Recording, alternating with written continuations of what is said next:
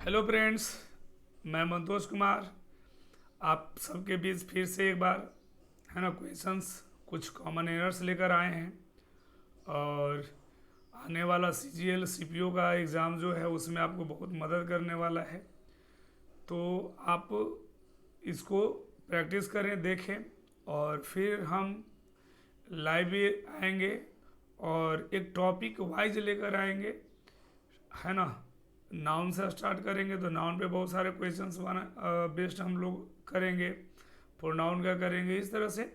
तो बस प्रैक्टिस में लगे रहना है। सिर्फ मेरा यही एक मोटो है कि आपको कुछ फ़ायदा हो इस चैनल से, है ना। आप जुड़े हुए हैं तो ज़रूर, ऑब्वियस बात है कि फ़ायदा ज़रूर होगा, उसमें डाउट तो होना ही नहीं है। तो चलिए, इसके पहले भी हम लोग कुछ एरर्स किए थे, आज फिर हम एरर्स ही करने वाले हैं। तो ध्यान से समझिएगा और क्वेश्चन का जवाब देना है। आप आंसर खुद से दीजिएगा, जब आपको बताया जाएगा तो आपको ये पता चल जाएगा कि हाँ मेरा आंसर सही था या गलत था। ठीक है भाई, तो चलिए स्टार्ट किया जाए। एक यहाँ पे सेंटेंस लिखा हुआ है, देख सकते हैं आप कि having lived in Kerala for 10 years, करा कि my friend is use to speak Malayalam with his, करा कि फ्रेंड। एक सेंटेंस है, इसको 4 पार्ट में बटा हुआ। अब आपको ये बताना है कि किस पार्ट में एरर है। तो ध्यान से समझिएगा और जवाब दीजिएगा। तो एक बात सीखिएगा, आपने यहाँ पे देखा कि हैविंग लिव्ड, पहली बात तो हम ये बताना आपको चाहेंगे, यहाँ पे एक चीज़ सीखना है कि एक वर्ब होता है हैविंग, ठीक है ना। हैविंग के बाद याद रखना है कि हमेशा third form of the verb आता है, जो कि यहाँ पे लिव्ड लिखा हुआ है, third form of the verb है। तो आपको ये पता चल गया कि हैविंग के बाद लिव्ड जो है वो बिल्कुल सही है, कोई दिक्कत इसमें नहीं है। कह रहा है कि इन केरला फॉर 10 ईयर्स, कह रहा my friend is use to speak. यहाँ पे एक चीज़ नज़र आया होगा, इज यूज टू स्पीक, ठीक है। तो एक कंसेप्ट को थोड़ा सा क्लियर कर लेते हैं कि याद रखना है कि कहीं पे आपको दिख जाए यूज टू, क्या दिखेगा, यूज टू। तो यूज टू के बाद V1 है ना, first form of the verb का यूज़ करते हैं। फॉर एग्जाम्पल, अगर मैं बोलूँ कि आई यूज टू है ना गो देयर, मैं वहाँ जाया करता था, ये वाक्य बिल्कुल सही है। यूज टू के बाद हमेशा वर्ब का फर्स्ट फॉर्म यूज़ किया जाता है, जो कि ये क्या है, करेक्ट है। लेकिन कंसेप्ट ये होता है और बहुत पूछा जाता है कि जैसे ही इस यूज टू के पहले, जैसे ही इस है ना किसके पहले, यूज टू के पहले भाई मेरे बी वर्ब आ जाए, तो बी वर्ब कौन कौन होते हैं जी आपको पता होगा कि इज होता है, एम होता है, आर बोलते हैं, वाज बोलते हैं और वर बोलते हैं ना। तो ये बी वर्ब के बाद अगर आपको कहीं पे यूज टू दिखे, कहीं पे यूज टू दिखे, तो इसके बाद जो वर्ब का फॉर्म होगा वो V4 या इसी को हम V1 प्लस ING कह देते हैं। क्लियर हुआ कि नहीं हुआ। तो जब इसके पहले मतलब यूज टू के पहले क्या लगा हुआ रहेगा, इज एम आर वाजवर कुछ भी रहेगा, तो आगे आने वाला वर्ब हमेशा ING फॉर्म में होता है ना। तो ये आपकी आदत को बताता है, क्या बताता है, हैबिट को। ये आपको किसी भी चीज़ में अभ्यस्त होने की एक्शन को दिखाता है ना। तो एक याद रखना है कि टू होते हुए भी बहुत सारे ऐसे वर्ब्स होते हैं जिनके बाद टू लगा हुआ रहता है, वो फ्रेज की तरह काम करता है।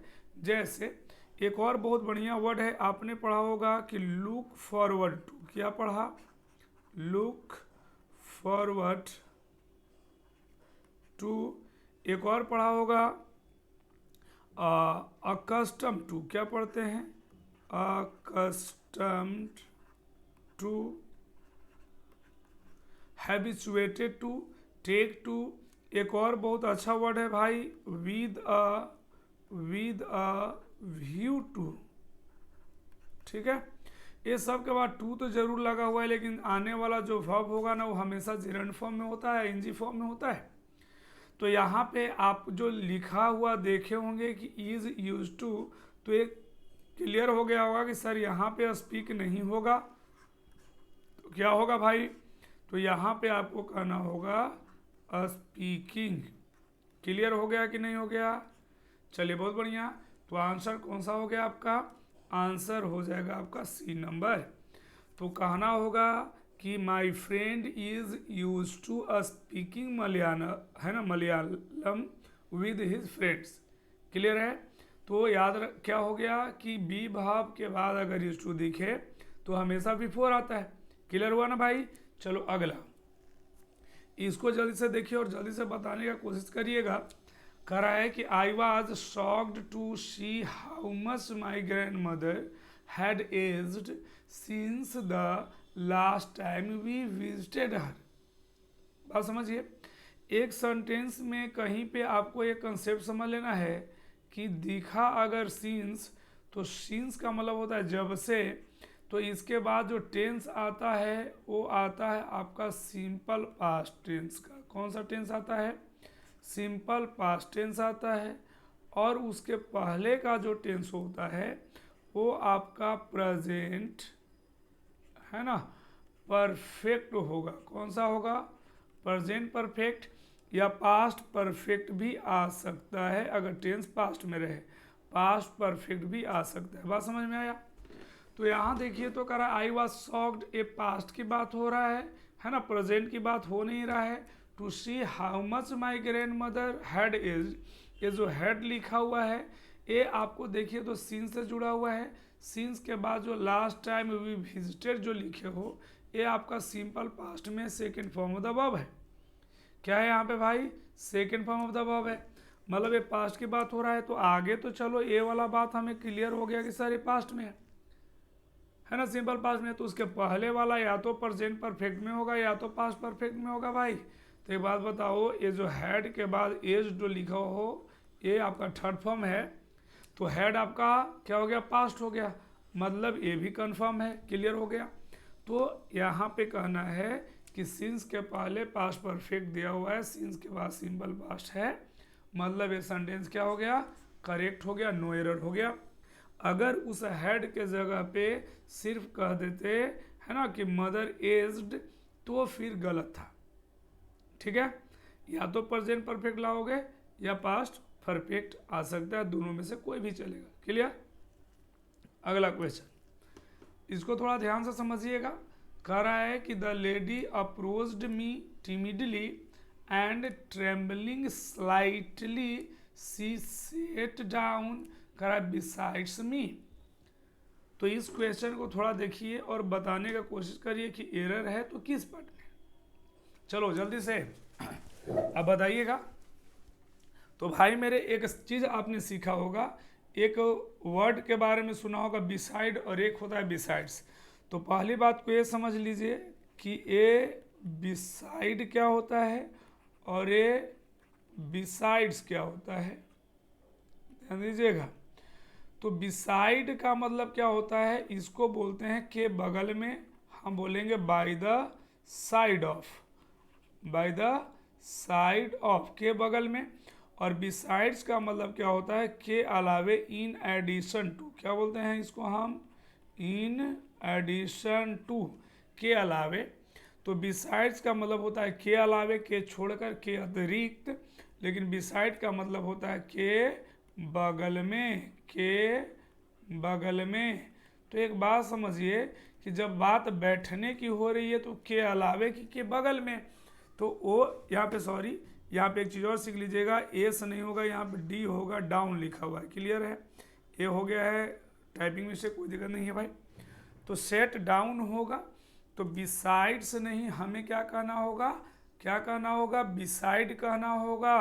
तो इस बिसाइड्स को क्या करो? आप हटाओ और इस जगह पे आपको लगाने की ज़रूरत है बिसाइड, के बगल में। आ गया समझ में? बिसाइड्स का यूज़ कहाँ करते हैं? के अलावे। जैसे मान लो कि मैंने बोला कि आई हैव, ध्यान दीजिएगा, आई हैव अ पेन, है ना, मेरे पास एक कलम है। आगे हमने कहा बिसाइड अ बुक। अब सोचो, तुम ही बताओ कि आई हैव अ पेन, मेरे पास एक कलम है, बिसाइड का मतलब के बगल में। अ बुक, क्या मेरे पास एक कलम में है बुक के बगल में? ऐसा कोई बोलता है क्या? नहीं, आपको कहना होगा कि I have a pen besides, क्या कहोगे, बिसाइड्स अ बुक। क्लियर हो गया, चलो बहुत बढ़िया। तो बिसाइड का मतलब क्या सीखे, के बगल में, और बिसाइड्स का मतलब के अतिरिक्त, के अलावे। ठीक है, तो आंसर कौन सा हो गया, आपका आंसर हो जाएगा सी नंबर। अगला बढ़ते हैं भाई, देखो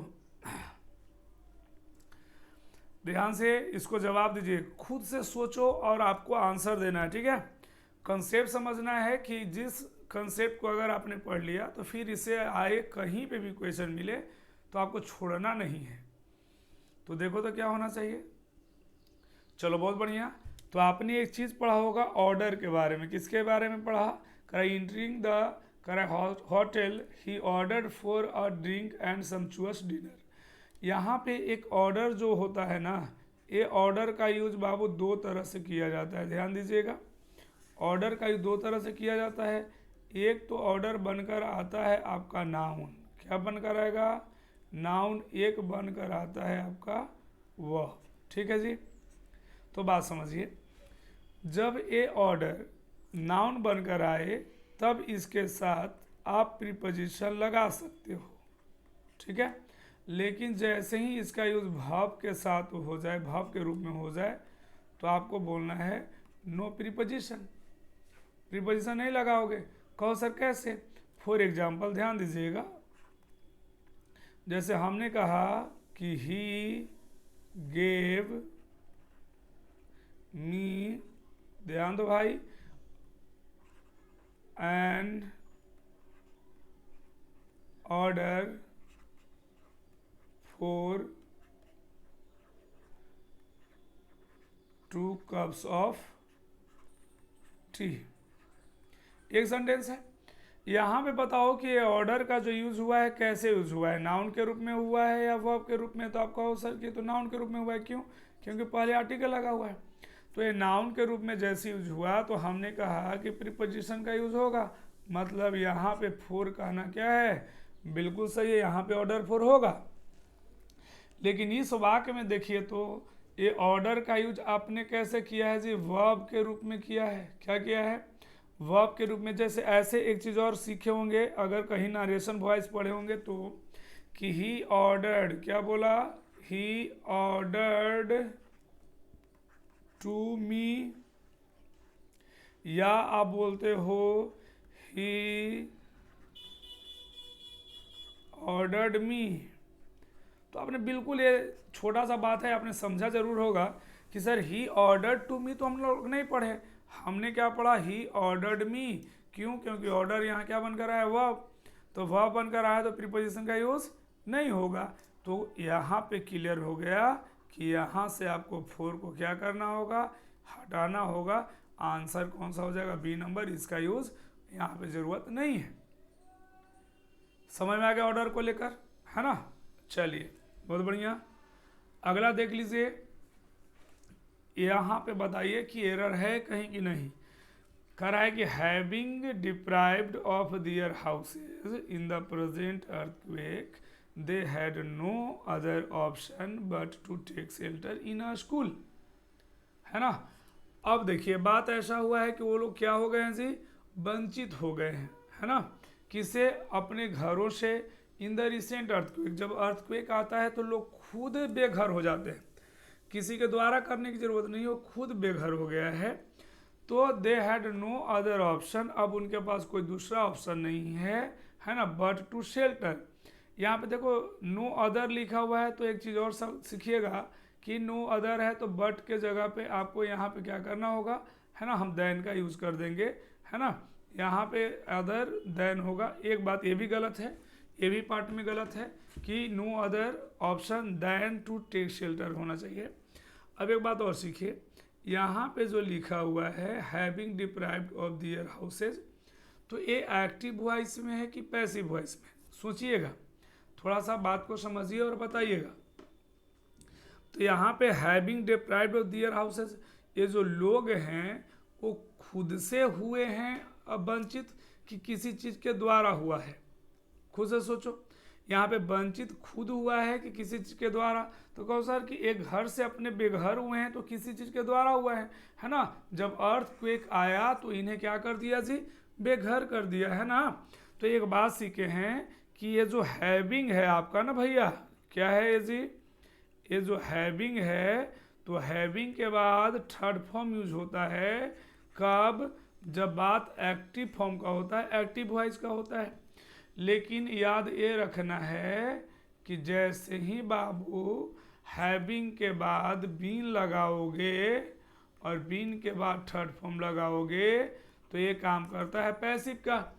जब कोई काम किसी के द्वारा हो रहा है तो यहाँ पे हैविंग डिप्राइव्ड नहीं, हैविंग बीन डिप्राइव्ड कहना होगा। तो यहाँ पे आपको एक चीज लगाना होगा, बीन। तो आंसर कौन सा हो जाएगा आपका? ए नंबर, है ना। यहाँ पे तो ये सेकेंडरी है, इसको आप नहीं पहले प्रायोरिटी देंगे, प्रायोरिटी हम पहले ए नंबर को देंगे। तो यहाँ पे कहना होगा having been deprived of their houses, वो खुद से नहीं बेघर हुए हैं, किसी के द्वारा बेघर किए गए हैं। और जब काम किसी के द्वारा होता है ना मेरे भाई, तो उसको हम पैसिव वॉइस कहते हैं। क्या कहते हैं? पैसिव वॉइस कहते हैं। तो यहाँ पे हैविंग बीन होना चाहिए। बात समझ में आया? ये आज का मेरा 5 है ना एरर्स था, आपने देखा, समझा होगा। हम वीडियो को अभी छोटा छोटा इसलिए बना रहे हैं क्योंकि आप ज़्यादा बोर ना हो, है ना। बात समझ में आ रहा है? एक सिर्फ क्वेश्चन करवा रहे हैं और ग्रामर के लिए हम आपको डेली है ना वीडियो डालते ही रहते हैं। आप उसको भी देखिएगा। जैसे ही हम नाउन कंप्लीट करेंगे, है ना, तो उस पर बेस्ड बहुत सारा क्वेश्चन आपको है ना देखने को मिलेगा।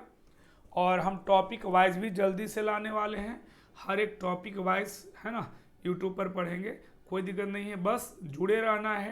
कैसा सेशन लगता है आपको ज़रूर कमेंट करके बताइएगा, है ना। तो चलिए फिर मिलते हैं नेक्स्ट वीडियो में। थैंक यू सो मच मेरे भाई।